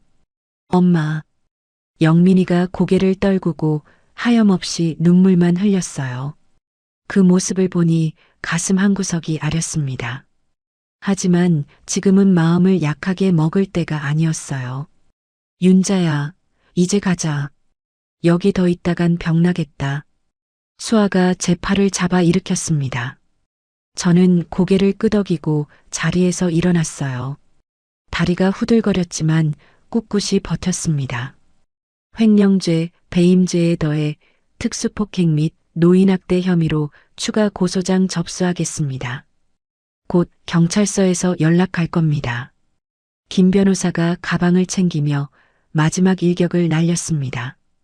지수가 펄쩍 뛰며 소리쳤어요. 경찰이요? 제가 감옥에 가게 생겼어요? 학대 정도와 기간을 고려하면 실형을 피하기 어려울 겁니다. 각오하십시오. 김 변호사가 냉정하게 대답했어요. 지수의 얼굴이 흙빛으로 변했습니다. 저는 뒤도 돌아보지 않고 현관으로 향했습니다. 뒤에서 지수가 땅을 치며 통곡하는 소리가 들렸어요. 어머님 잘못했어요. 제발이요. 한 번만 용서해 주세요. 영민이가 애끓는 소리로 불렀습니다. 엄마 가지 마. 엄마. 하지만 저는 멈추지 않았습니다. 현관문을 열고 밖으로 나갔어요. 3개월 만에 들이마시는 복도의 공기는 차가웠지만 그 어느 때보다 달콤하고 상쾌했습니다. 이것이 진정한 자유의 냄새였어요. 엘리베이터를 기다리는데 수아가 제 손을 꼭 잡았어요. 윤자야, 잘했어. 정말 대단해. 어떻게 그 지옥 같은 3개월을 버텼니? 수아의 눈에 눈물이 그렁그렁 맺혀 있었습니다. 다 내 덕분이야. 내가 휴대폰 안 줬으면 어떻게 됐겠어. 저는 수아의 손을 꼭 잡았어요. 이 친구가 아니었으면 저는 진작 포기했을 겁니다. 아직 끝난 게 아니야. 이제 시작이야. 저는 담담하게 말했어요. 엘리베이터 문이 열리고 우리는 안으로 들어갔습니다. 문이 닫히는 순간 저는 벽에 등을 기대고 긴 한숨을 내쉬었어요. 3개월 동안 버틴 보람이 있었습니다. 굶주림도 견뎠고 모욕도 견뎠고 차가운 시멘트 바닥도 견뎠어요. 그 모든 고통이 오늘을 위한 것이었습니다. 남편이 하늘에서 보고 계시겠죠. 영감, 나 해냈어요. 하지만 이상하게도 마음 한구석이 허전했어요. 복수는 달콤할 줄 알았는데 왠지 쓴맛이 났습니다. 아들의 울부짖는 얼굴이 자꾸 떠올랐어요. 저 애가 원래부터 나쁜 놈은 아니었는데 지수한테 휘둘려서 저렇게 된 건데 내가 너무 매정했나? 윤자야, 무슨 생각해? 수아가 물었습니다. 아니, 아무것도. 저는 고개를 저었어요. 지금은 감상에 빠질 때가 아니었습니다. 해야 할 일이 아직 남아 있었으니까요. 로비로 나오니 따뜻한 햇살이 얼굴을 감쌌습니다. 3개월 만에 제대로 느끼는 햇빛이었어요. 눈이 부셔서 잠시 눈을 감았습니다. 바람이 볼을 스쳤어요. 살아있다는 게 이렇게 좋은 거였구나. 이제 다시 시작이다. 김순자, 너는 살아남았어. 저는 속으로 되뇌었습니다. 이제 새로운 삶을 시작할 차례였어요. 김 변호사가 미리 예약해둔 호텔로 향했습니다. 고급 호텔 스위트룸이었어요. 창문 밖으로 한강이 한눈에 내려다 보였습니다. 푸른 물결이 햇살을 받아 반짝거렸어요. 창고방의 캄캄한 천장과는 비교할 수도 없었죠. 윤자야, 오늘부터 여기서 지내. 몸 좀 추스르고 나서 다음 일을 생각하자. 수아가 제 어깨를 토닥였습니다. 저는 창밖을 물끄러미 바라보며 고개를 끄덕였어요. 아직 해야 할 일이 많이 남아 있었습니다. 하지만 오늘은 일단 쉬고 싶었어요. 3개월 만에 처음으로 진짜로 너무 편안하게 푹 쉬고 싶었습니다. 호텔에서 일주일을 지냈습니다. 따뜻한 물로 샤워도 하고 푹신한 침대에서 잠도 자고 영양가 있는 음식도 실컷 먹었어요. 3개월 동안 빠진 살이 조금씩 붓기 시작했습니다.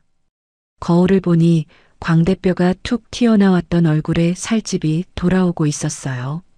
수아가 매일 병문안을 왔습니다. 과일도 깎아주고 시장 이야기도 들려주고 옛날 추억도 나누며 시간을 보냈어요. 이 친구가 없었으면 저는 어떻게 됐을까요? 생각만 해도 아찔했습니다. 윤자야, 시장 사람들이 다 내 걱정했어. 어디 아픈 줄 알고. 수아가 포도를 까며 말했어요. 뭐라고 했어? 그냥 몸이 안 좋아서 쉬고 있다고 했지. 자세한 건 말 안 했어. 저는 고개를 끄덕였습니다. 아직은 사람들에게 이 일을 알리고 싶지 않았어요. 부끄러운 게 아니라 마음의 정리가 안 됐기 때문이었습니다. 김 변호사가 매일 소식을 전해주었습니다. 일이 빠르게 진행되고 있었어요. 지수 씨가 경찰서에 출석했습니다. 노인학대 및 특수폭행 혐의로 정식 수사가 시작됐어요. 김 변호사의 전화를 받으며 저는 창밖을 바라봤습니다. 한강 위로 유람선이 천천히 지나가고 있었어요. 영민 씨는요? 방조 혐의로 함께 조사받고 있습니다. 다만 직접 학대에 가담한 건 아니라서 지수 씨보다는 가벼운 처분이 예상됩니다. 저는 한숨을 내쉬었습니다. 아들이 경찰 조사를 받는다니 마음이 편할 리가 없었어요. 하지만 이게 다 자업자득이었습니다. 며칠 뒤 더 충격적인 소식이 들려왔어요. 지수가 구속되었다는 거였습니다. 학대 기간이 길고 정도가 심각해서 도주 우려가 있다는 이유였어요. 구치소에 갇힌 지수의 모습이 떠올랐습니다. 3개월 전 저를 창고에 가뒀던 그 여자가 이제는 자기가 갇혀 있는 거였어요. 통쾌해야 할 텐데 이상하게 마음이 무거웠습니다. 복수는 이렇게 허무한 거였나요? 지수가 아무리 나쁜 짓을 했어도 누군가가 감옥에 간다는 건 무거운 일이었습니다. 더구나 그 사람이 내 며느리였으니까요. 아니, 이젠 전 며느리가 되겠군요. 열흘쯤 지났을 때 영민이에게서 연락이 왔습니다. 저는 한참을 망설이다가 전화를 받았어요. 엄마. 영민이의 목소리는 완전히 다른 사람 같았습니다. 기운 없고 축 처진 목소리였어요. 무슨 일이니? 엄마 만나서 얘기 좀 하고 싶어. 제발 한 번만 시간 내줘. 저는 잠시 침묵했습니다. 솔직히 아직 아들 얼굴을 볼 자신이 없었어요. 그 얼굴을 보면 3개월 동안의 기억이 다시 떠오를 것 같았습니다. 하지만 언제까지 피할 수도 없는 노릇이었습니다. 언젠가는 마주해야 할 일이었어요. 그래, 내일 오후 3시에 이 호텔 로비로 와. 전화를 끊고 나서 가슴이 쿵쾅거렸습니다. 내일 무슨 말을 해야 할지 도무지 감이 잡히지 않았어요. 다음 날 오후 영민이가 호텔 로비에 나타났습니다. 저는 멀리서 아들의 모습을 지켜봤어요. 열흘 사이에 사람이 완전히 달라져 있었습니다. 수염이 덥수룩하게 자라 있었고 눈 밑에는 검은 그늘이 짙게 깔려 있었어요. 양복 대신 구겨진 티셔츠를 입고 있었습니다. 영민이가 저를 발견하고 다가왔어요. 저와 눈이 마주치자 금세 눈시울이 붉어졌습니다. 엄마. 영민이가 제 앞에 와서 멈춰섰습니다. 입술을 달싹거리다가 결국 그 자리에서 무릎을 꿇었어요. 호텔 로비에서 사람들이 쳐다봤지만 아랑곳하지 않았습니다. 엄마, 죽을 죄를 졌어. 아들 자격이 없어. 영민이가 고개를 조아리며 말했습니다. 어깨가 들썩이며 흐느끼는 소리가 났어요. 일어나. 사람들 다 본다. 저는 낮은 목소리로 말했습니다. 영민이가 고개를 들었어요. 눈물범벅이 된 얼굴이 너무 처량해 보였습니다. 아무리 미워도 내 뱃속에서 나온 자식인데 마음 한구석이 아렸어요.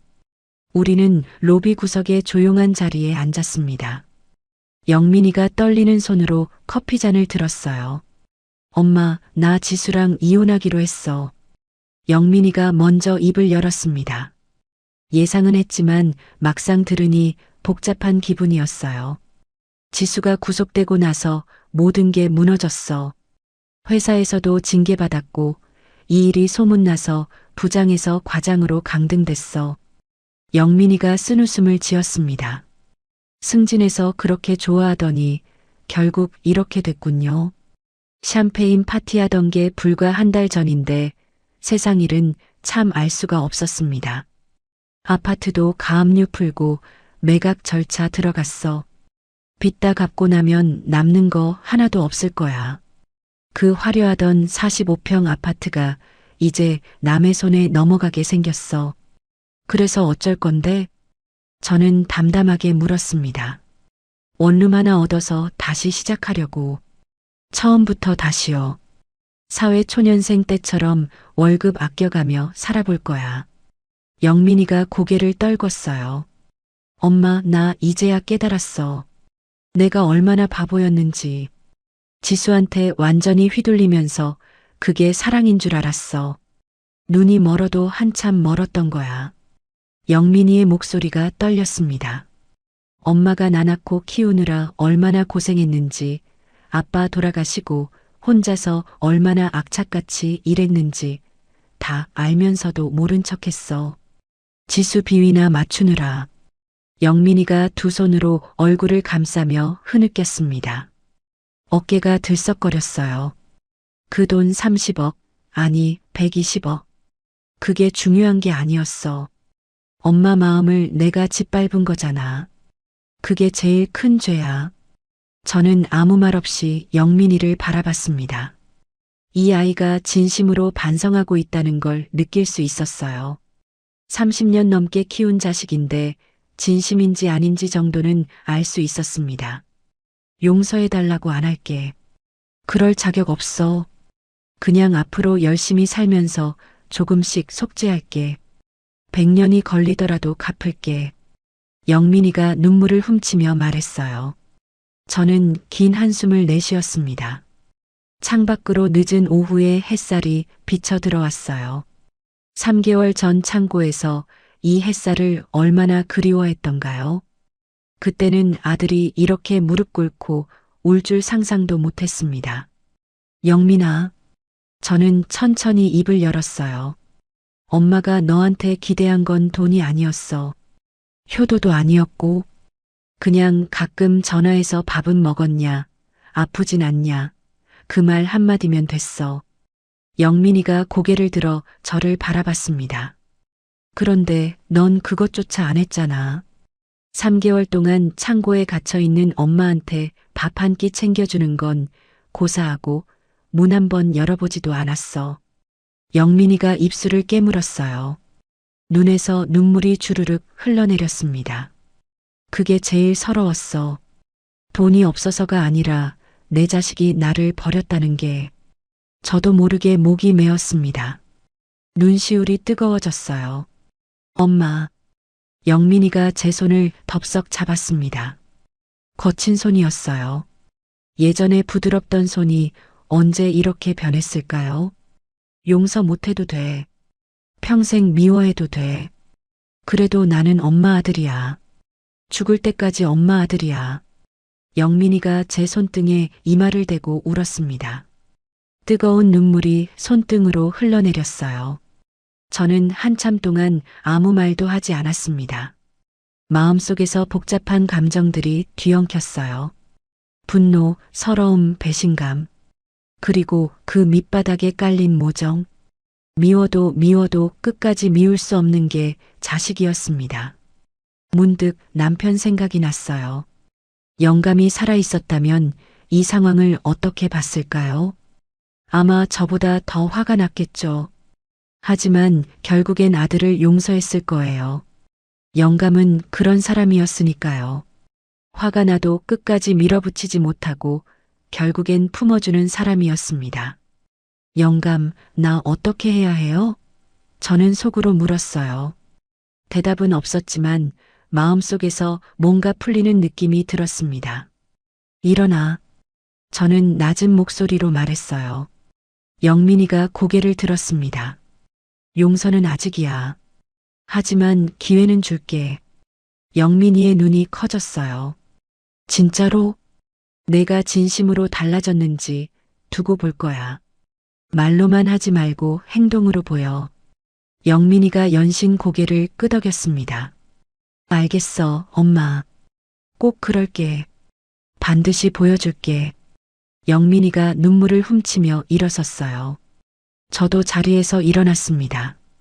그리고 하나 더. 저는 영민이를 똑바로 바라보며 말했어요.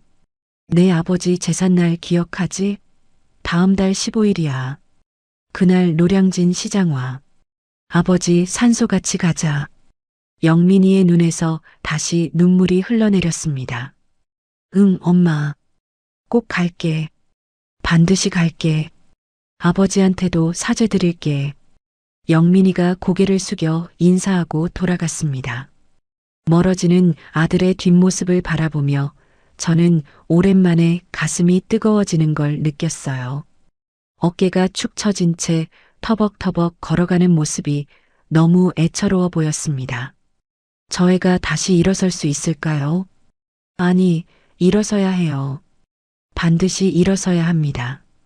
넘어진 자리에서 다시 일어서는 게 인생이니까요. 아직 용서하기엔 이르지만 문을 완전히 닫지는 않았습니다. 그 문틈 사이로 희미한 빛이 새어 들어오고 있었어요. 언젠가 그 빛이 커져서 방 전체를 환하게 비출 날이 올지도 모르겠습니다. 그날이 언제인지는 아직 모르지만 기다려볼 마음은 있었어요. 저는 창밖을 바라봤어요. 해가 서쪽으로 기울고 있었습니다. 한강 위로 노을이 붉게 물들고 있었어요. 아름다웠습니다. 3개월 동안 창고 방에서 이 노을을 볼 수 없었다는 게 새삼 억울하기도 하고 감사하기도 했어요.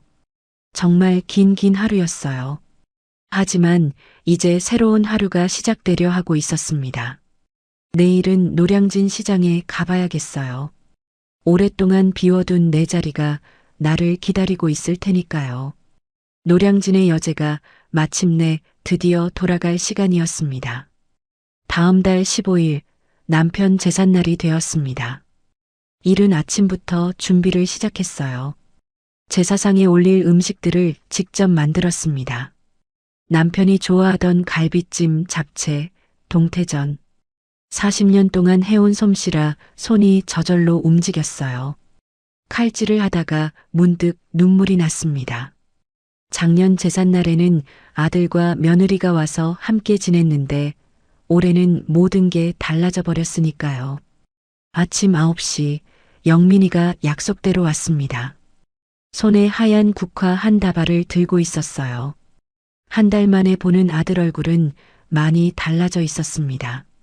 수염을 깔끔하게 밀었고 눈빛에 힘이 돌아와 있었어요. 무엇보다 표정이 밝아져 있었습니다. 짐을 내려놓은 사람의 얼굴이었어요. 엄마 왔어. 영민이가 조심스럽게 인사했습니다. 저는 고개를 끄덕이며 안으로 들어오라고 손짓했어요. 어색한 침묵이 흘렀지만 불편하지는 않았습니다. 우리는 함께 산소로 향했습니다. 경기도 광주에 있는 공원묘지였어요. 차 안에서 영민이가 조심스럽게 입을 열었습니다. 엄마, 나 요즘 퇴근하고 나서 봉사활동 다녀. 봉사활동? 응.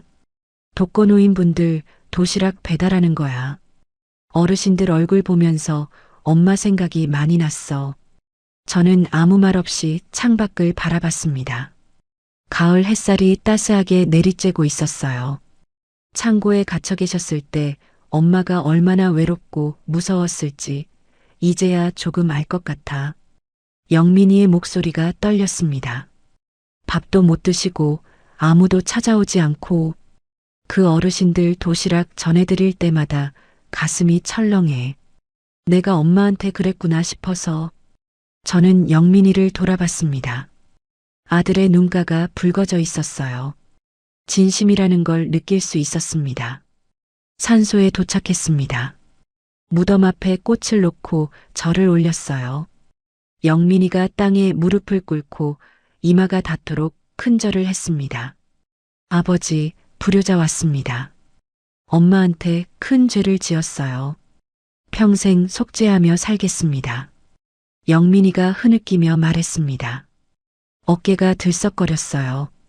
저는 남편의 비석을 바라봤습니다.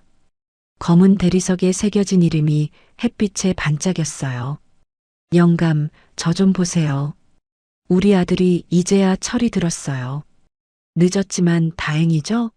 당신이 살아계셨다면 이 꼴을 보고 얼마나 가슴 아파하셨을까요? 하지만 이제 괜찮아요. 다 지나갔어요. 영민아. 저는 천천히 입을 열었습니다. 엄마가 너를 용서하기로 했어. 영민이가 고개를 번쩍 들었습니다. 눈물 범벅이 된 얼굴에 믿을 수 없다는 표정이 스쳤어요. 진짜야? 응. 내 아버지도 저 위에서 그러길 바라실 거야. 가족끼리 원수처럼 지내는 거 영감이 제일 싫어하셨잖아. 저는 남편의 비석을 쓰다듬으며 말했습니다. 차가운 돌의 감촉이 손끝에 전해졌어요. 남편이 곁에 있는 것 같았습니다. 대신 조건이 있어. 앞으로 한 달에 한 번은 꼭 엄마 얼굴 보러 와. 바빠도 핑계 대지 말고. 당연하지. 매주 갈게, 엄마. 영민이가 연신 고개를 끄덕였습니다. 그리고 나중에 좋은 사람 만나면 데리고 와. 이번엔 엄마 눈으로 직접 보고 허락할 거야. 저는 씁쓸하게 웃었어요. 지수 같은 며느리는 2번 다시 만나면 안 되니까요. 알겠어, 엄마. 꼭 그럴게. 영민이가 제 손을 꼭 잡았습니다. 따뜻한 온기가 전해졌어요. 오랜만에 느끼는 아들의 체온이었습니다. 제사를 마치고 돌아오는 길, 저는 노량진 시장에 들렀습니다. 6개월 만에 복귀였어요. 시장 입구에 들어서자 익숙한 비린내가 코를 찔렀습니다. 예전 같으면 지긋지긋했을 그 냄새가 오늘따라 반가웠어요. 어머, 사장님 아니세요? 사장님 오셨다. 시장 상인들이 저를 알아보고 몰려왔습니다. 다들 반갑게 인사하며 어디 아팠냐고, 왜 이렇게 야위었냐고 물었어요. 좀 아팠어. 이제 괜찮아. 저는 대충 둘러댔습니다. 자세한 사정은 굳이 말하고 싶지 않았어요. 수아가 달려와 제 팔을 잡았습니다. 윤자야, 드디어 왔구나. 다들 얼마나 기다렸는지 몰라. 수아의 눈가에 눈물이 그렁그렁했어요. 저는 오랜만에 제 가게 앞에 섰습니다. 먼지가 쌓인 진열대, 비어있는 수조들. 6개월 동안 문을 닫아두었더니 황량해 보였어요. 하지만 곧 다시 활기를 되찾을 겁니다. 저는 소매를 걷어붙이고 청소를 시작했어요. 걸레로 진열대를 닦고 유리창을 닦고 바닥을 쓸었습니다. 땀이 등줄기를 타고 흘러내렸지만 기분이 좋았어요. 이게 진짜 내 삶이었습니다. 정 반장이 달려와 제 손을 덥석 잡았어요. 사장님, 진짜 걱정 많이 했습니다. 어디 편찮으셨던 거예요? 응, 좀 아팠어. 근데 이제 괜찮아. 다행이네요. 사장님 없으니까 시장이 횡하더라고요. 정 반장의 눈가가 촉촉해졌습니다. 40년을 함께 일한 동지였어요. 이 사람들이 있어서 제가 버틸 수 있었습니다. 한 달 뒤 가게가 다시 문을 열었습니다. 단골 손님들이 하나둘 찾아왔어요. 사장님, 어디 갔다 오셨어요? 너무 보고 싶었어요. 사장님 고등어가 제일 싱싱하다니까요. 손님들의 칭찬을 들으니 가슴이 뿌듯해졌습니다. 이게 제 자리였어요. 화려한 강남 아파트가 아니라 비린내 진동하는 이 시장이 제가 있어야 할 곳이었습니다. 어느 날 저녁 가게 문을 닫고 정리하는데 영민이가 불쑥 나타났어요. 손에 따뜻한 호빵 봉지를 들고 있었습니다. 엄마, 저녁 먹었어? 이거 먹으면서 쉬어. 퇴근길에 사왔어. 영민이가 호빵을 건넸습니다. 저는 호빵을 받아들며 아들을 바라봤어요. 퇴근길에 일부러 들른 거였습니다. 예전 같으면 상상도 못할 일이었어요. 고마워. 저는 짧게 대답했지만 마음은 따뜻해졌어요. 저는 가게 앞간이 의자에 나란히 앉아 호빵을 먹었습니다. 김이 모락모락 피어올랐어요. 시장 골목에 서늘한 바람이 불었지만 마음만은 따뜻했습니다. 예전에는 이런 순간이 당연한 줄 알았어요. 아들과 나란히 앉아 간식을 먹는 일상이. 그런데 그게 얼마나 소중한 건지 잃어봐야 알게 되더군요. 엄마, 나 다음 주에 면접 봐. 새 회사 도전하는 거야. 그래, 잘 되면 좋겠다. 열심히 해볼게. 이번엔 제대로 살아볼 거야. 돈보다 사람이 먼저라는 거, 이제 알았어. 영민이가 결연한 표정으로 말했습니다. 저는 고개를 끄덕였어요. 그래, 그걸 알았으면 됐다. 돈은 다시 벌 수 있지만 잃어버린 마음은 되찾기 어려우니까요. 저녁 노을이 시장 골목을 붉게 물들이고 있었습니다. 호빵의 단 냄새와 생선의 비린내가 뒤섞였어요. 이상한 조합이었지만 어쩐지 정겨웠습니다. 문득 생각했어요. 인생이란 참 알 수 없는 거라고. 6개월 전만 해도 저는 창고에 갇혀 죽음을 기다리고 있었습니다. 그런데 지금은 이렇게 아들과 나란히 앉아 호빵을 먹고 있어요. 세상 일은 정말 모르는 거였습니다. 지수는 재판에서 징역 2년을 선고받았습니다. 노인학대와 횡령 혐의가 인정된 거였어요. 법정에서 지수가 울면서 선처를 호소했다고 들었습니다. 하지만 저는 재판에 가지 않았어요. 그 얼굴을 다시 보고 싶지 않았거든요.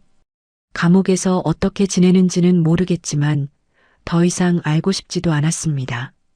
그 사람은 이제 제 인생에서 완전히 지워진 존재였어요. 미움조차 아까운 사람이었습니다. 30억 아파트는 매각되어 제 손에 돌아왔습니다. 그 돈으로 시장 근처에 작은 집을 하나 샀어요. 15평짜리 작은 빌라였지만 창문으로 햇살이 잘 들어와서 좋았습니다. 남는 돈은 복지재단에 기부했습니다. 독거노인 급식 지원 사업에 써달라고요. 제가 겪은 일을 다른 어르신들은 겪지 않았으면 하는 마음이었어요.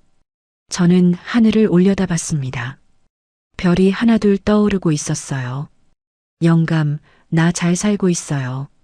힘들었지만 버텼어요. 앞으로도 씩씩하게 살 거예요. 저는 속으로 남편에게 말했습니다. 바람이 볼을 스쳤어요. 마치 남편이 대답하는 것 같았습니다. 잘했어, 당신. 앞으로도 잘할 거야. 73, 적지 않은 나이지만 아직 갈 길이 멀었습니다. 노량진의 여제는 쓰러지지 않아요. 비록 상처가 남았지만 그 상처 위에 새살이 돋고 있었습니다. 그리고 그 새살 위에 다시 꽃이 피어날 거예요.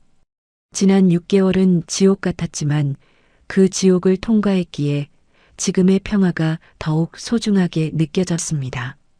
수아가 옆가게에서 손을 흔들었어요. 저도 손을 흔들어 인사했습니다. 이 친구가 없었으면 저는 어떻게 됐을까요? 평생 갚아도 다 못 갚을 은혜였어요. 저는 빈 호빵 봉지를 접으며 자리에서 일어났습니다. 가자, 영민아. 집에 가서 밥 해줄게. 응, 엄마. 영민이가 환하게 웃었습니다. 오랜만에 보는 아들의 미소였어요. 우리는 나란히 시장 골목을 걸어 나갔습니다. 어둠이 내리는 골목에 가로등 불빛이 하나둘씩 켜지고 있었어요. 길은 아직 멀지만 이제 더 이상 혼자가 아니었습니다. 아들이 곁에 있었고 친구가 있었고 시장 사람들이 있었어요. 그게 제 진짜 재산이었습니다. 돈으로 살 수 없는 120억보다 더 소중한 재산이요. 이야기는 여기서 끝이 납니다. 하지만 제 인생은 아직 끝나지 않았어요. 내일도 모레도 저는 이 시장에서 생선을 팔 겁니다. 새벽같이 일어나 경매장에 가고 손님들과 실랑이하고 저녁에는 피곤한 몸을 끌고 집에 돌아오겠죠. 그게 제 삶이니까요. 평범하지만 그래서 더욱 소중한 삶이니까요. 여러분도 힘내세요. 어떤 어둠도 영원하지 않습니다. 반드시 아침은 옵니다. 꼭 그렇습니다. 믿으세요. 저처럼 늙은 할머니도 해냈으니 여러분도 분명히 할 수 있어요. 오늘의 사연 어떠셨나요? 사연이 마음에 닿았다면 더 좋은 사연으로 찾아뵐 수 있도록 구독과 좋아요를 눌러주세요. 그리고 사연의 주인공을 위한 따뜻한 말씀도 댓글로 부탁드립니다. 여러분의 오늘을 응원합니다. 인생 소풍이었습니다.